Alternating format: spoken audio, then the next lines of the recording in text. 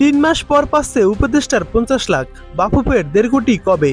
দেখুন, বাংলাদেশ নারী ফুটবল দল চলতি বছর ২৯ জুন ৫ জুলাই মিয়ানমারে এশিয়ান কাপ টুর্নামেন্টে অংশগ্রহণ করে অপরাজিত গ্রুপ চ্যাম্পিয়ন হয়ে প্রথমবারের মতো এশিয়া কাপ খেলার যোগ্যতা অর্জন করে তারা।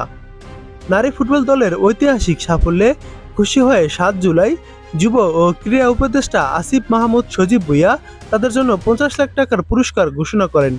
প্রায় ৩.৫ মাস পর আগামীকাল বুধবার সেই প্রতিশ্রুত অর্থ মেয়েদের হাতে তুলে দেওয়া হবে। থাইল্যান্ডে ২টি প্রীতি ম্যাচ খেলে আজ রাতে দেশে ফিরেছে আইফিদা ঋতুপর্ণারা। কাল সকাল 10:30টায় জাতীয় ক্রীড়া পরিষদের সভাকক্ষে নির্বাহী পরিচালকের মাধ্যমে তাদের পুরস্কার প্রদান করা হবে। আজ জাতীয় ক্রীড়া পরিষদের পরিচালক ক্রীড়া আমিনুল এহসান বাফুফেকে এই সংক্রান্ত একটি চিঠি দিয়েছেন। সেখানে সভাপতি, সাধারণ সম্পাদক সহ ফেডারেশনের ৫ জন কর্মকর্তা এবং এশিয়ান কাপ বাছাই স্কোয়াডের সকল খেলোয়াড় ও সংশ্লিষ্টদের উপস্থিত থাকার জন্য অনুরোধ করা হয়েছে। আসিফ মাহমুদ সজীব ভুঁইয়ার ক্রীড়া উপদেষ্টার দায়িত্ব নেওয়ার মাস দুয়েক পর ক্রীড়াঙ্গনে বড় সাফল্য এনেছিলেন নারী ফুটবলাররা।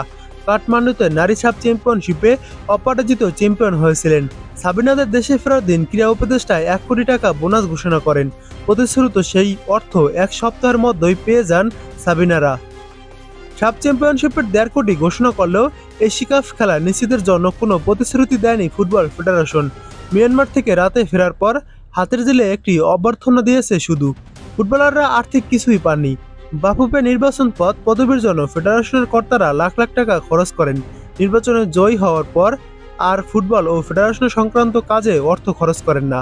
সাব চ্যাম্পিয়ন হওয়ার পর প্রতিশ্রুত ১.৫ কোটি টাকা নির্বাহী কমিটির ২১ জন পদবি অনুযায়ী ভাগ করে টাকা দেবেন এমন একটি আলোচনা হয়েছিল।